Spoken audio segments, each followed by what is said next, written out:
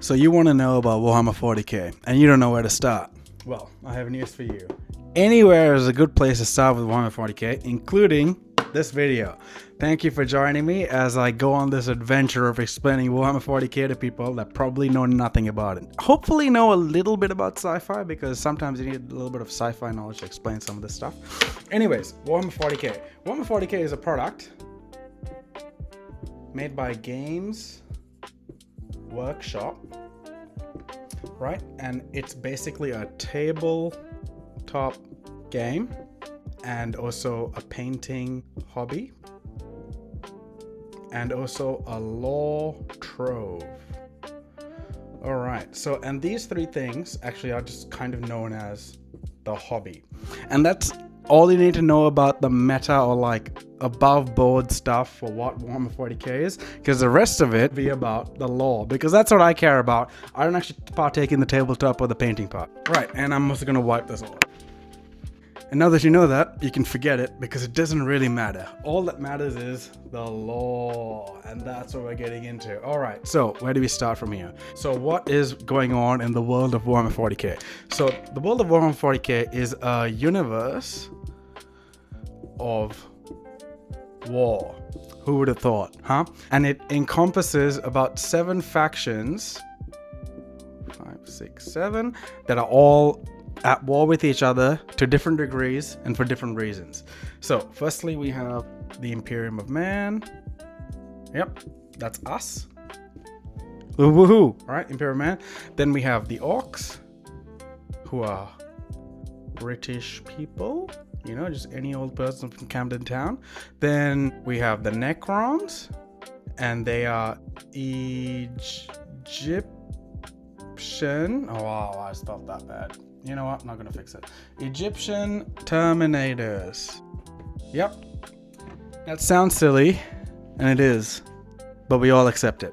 All right, Egyptian Terminators are the Necrons, and then we have Eldar, who are space elves. Then we have Daemons, who are demons, and then we have Tyranids, who are hungry for food, and then we have Tau, who cares really, because no one cares about the Tau. And all these factions, they're fighting each other all the time for lots of different reasons, and we're going to get into why. All right, why are they fighting, right? No, we're not going to get into that. It'll take too long. I don't have enough storage for this recording for me to explain all that. We're just going to explain the Imperium of Man, right? There's one super important guy in the Imperium of Man, and his name is the Emperor of Mankind. This guy is super important. He's so important that all of the other factions, to some degree, have to deal with what he's done in the past and is doing right now. But before we get into that, we have to kind of go with the mankind part. What has mankind done? So they followed our current history. They did all the same things that we did, but also eventually, from our future, they went on to colonize a large part of the galaxy, and then got into a space war, probably around the year 15k to 20k, with AI.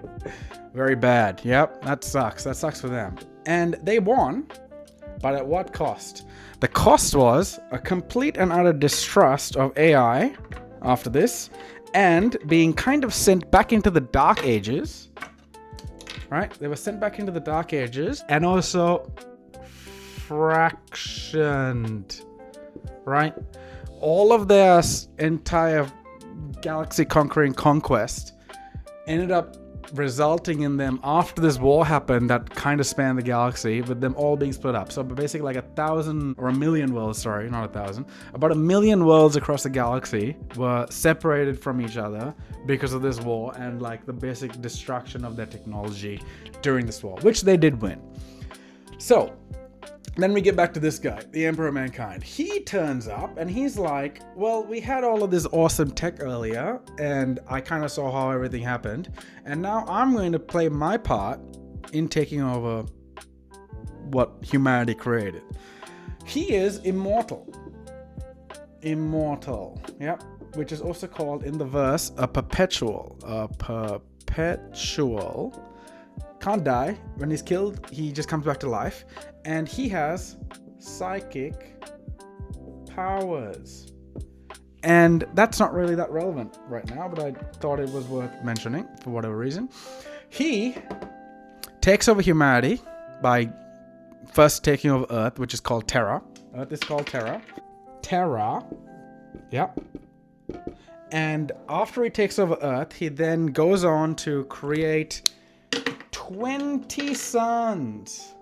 20 suns with science. Yep. 20 suns with science. But the 20th sun was actually two people, twins, right? So there's 21 suns, really. And these 21 suns are super genetically advanced people. They are the closest beings to the Emperor of Mankind in terms of power and strength and strategy and force of will. He's just like, this guy's untouchable in terms of how strong he is as an individual. And then these guys are like the next closest things that humanity can create that are just that strong. Like, I don't know exactly how big the Emperor of Mankind is, but these guys are like, I don't know, like 11, 12 feet. They're crazy. I can't remember exactly, but I'm pretty sure they're about 11, 12 feet, right? 11, 12 feet, mega demigods, right? So these 21 sons who actually are 19 sons. They're 19 sons because two of them died like early on in the law. We don't really even know their names or anything or what they look like. And also, no one really accepts the fact that this guy exists. As in, like, the general public don't know that the plus one, the twin, exists. So really, it was 18 sons that the Emperor of Mankind made. And these guys are called Primarchs. These are, next to the Emperor of Mankind, the most important beings that the Imperium of Man has at their disposal. So, the Emperor, The Emperor goes on his voyage to kind of recapture what was lost in the space war with the AI, which was kind of called, who cares what it was called. And on this crusade where he's trying to recapture all of the planets that were lost and separated, one of the sons, one of the 20, 21, 19, 18 sons, called Horus, decides to do a little coup. And this coup results in the 18 sons splitting off, kind of half and half, more or less. Whatever, right? More or less, and fighting a galaxy-wide war. And we have another space war over here. So, space war. Warhammer 40k, what do you expect? Right, space war. And this space war, which is a civil war called the Horus Heresy. Horus Heresy results in a few of these Primarchs dying, and the 18 count goes down to 14. We lose 4. We lose Horus, we lose Sanguinius, we lose Kurz, and we lose Ferris. Does it matter for you to know these names? No, because you are only just learning. But you better remember them, because we'll be quizzed later. We lose a few Primarchs in the Horus Heresy. This also takes place in around 30k. Yep, the Horus Heresy. And because of this space war, we kind of go all the way back to this. Right? Not to the same degree. They were still able to contact other planets. However, the progress that the Emperor wanted to get through the crusade through space was lost. So, we end up with a very sad ending to the Horus Heresy, where the Emperor of Mankind gets kind of entombed into this contraption that siphons off his psychic powers. Yeah. To be a beacon in the universe so that all of mankind can kind of see where Terra is throughout the galaxy. And so basically he's like now entombed on this throne. He can't really do anything. He can't really control what mankind's doing to a large extent. He can't speak anymore after this war. He is really badly damaged fighting Horus in the final fight of the war. And he has to basically leave it up to the remaining sons that remained loyal. So like, let's just say this group of 9 was loyal, although they lost this guy and they lost this guy, who were the 2 loyal dead. Yep. Loyal dead Primarchs, Sanguinius and Ferrus. So you can kind of think of it as 7. But then also a few of them kind of went on and disappeared. So we have Wolf ran away. His name is not Wolf, by the way. We have the Wolf Primarch who disappeared. And then we have the Mongolian Primarch who also kind of disappeared. Who's left? So Rogel Dawn disappeared. Rogel Dawn does not have any good descriptive factors about him, so I just say his name.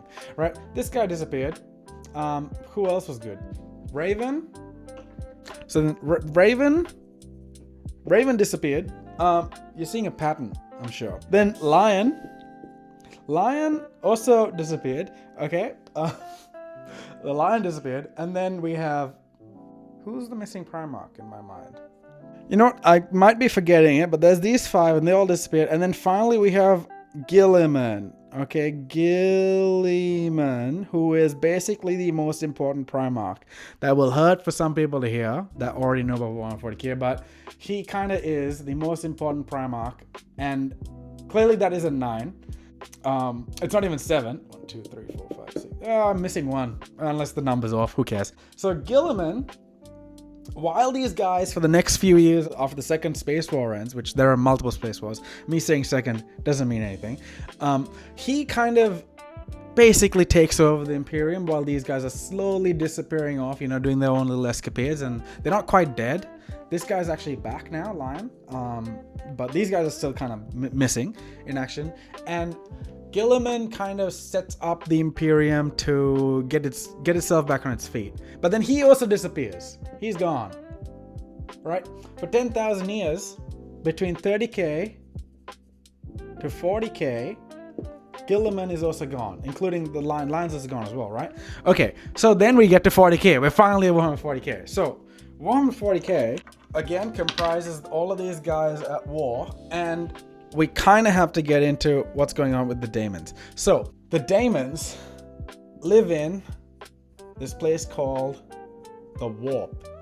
The Warp is a sea of psychic energy. And it is very, very scary. The more emotions that people have that have a psychic presence in the Warp, the more tumultuous the Warp gets and becomes dangerous to draw psychic energy from.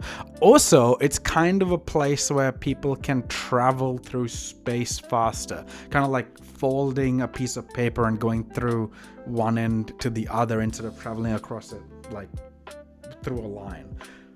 That, I don't know, I hope that made sense.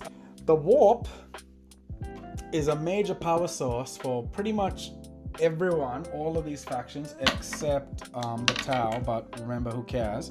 And a lot of the communication and the technology and the fantasy of what Warhammer 40k is comes from the Warp. The sci-fi-ness was kind of built in from over here, but this before this space war happened, when mankind was like a spacefaring super faction, but then they broke down and they kind of became this more technology fearing gothic entity in the universe. And I think to explain anything further without getting into the war in heaven would be disingenuous of me. So the war in heaven happened so many thousands of years ago that we're getting into millions of years ago.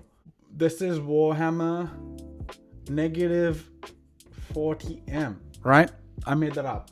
Well, negative 40M. This involved a new faction called Old Ones. Not very imaginative for how far away they are in time, but the Old Ones fought these guys back when they were not Terminators, but they were biological. They were called the Necron Tier. So these guys fought a couple of times in Wars in Heavens, like multiple Wars in Heavens. And what it resulted in was the old ones disappeared and these guys became these guys. They became Terminators. And that kind of set the scene for the entire universe, because during that war, the kind of energy that was being created kind of led to the warp getting scary, right? The warp got scary because of these two wars. And after the warp got scary, people couldn't really use the warp that well or easily, including these people. These people basically only use the warp for their fighting prowess, and they did a little oopsie, right? Oopsie. The oopsie was they were using the warp, but they have such a strong presence in the warp, but they got a bit frisky with life. And in terms of what the friskiness was they were doing, I can't say it in YouTube. They were doing bad things for pleasure, and millions of them were doing it and also affecting the warp, that it resulted in a big explosion of energy. And this explosion of energy created the Eye of Terror, which kind of bisects the galaxy. Not really bisects it. The bisection kind of happened later on when Cadia fell, which you don't need to get into. But the Eye of Terror is just a big problem in the galaxy, and it kind of affects everyone in the galaxy because you have to navigate around it when you're going through space. So this explosion of energy resulted in the birth of a god for the daemons who live in the warp.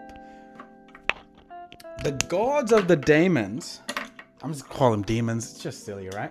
So the gods of the demons are 4 people now because of this explosion of energy, and they are Korn, War, right? He is the god of war, basically. Like, he's more complicated than the god of war, like battle and honor and all that jazz, but really you can just think of him as war and blood, right? Then there's Zinch, who I can't spell, and it's like spooky mystery.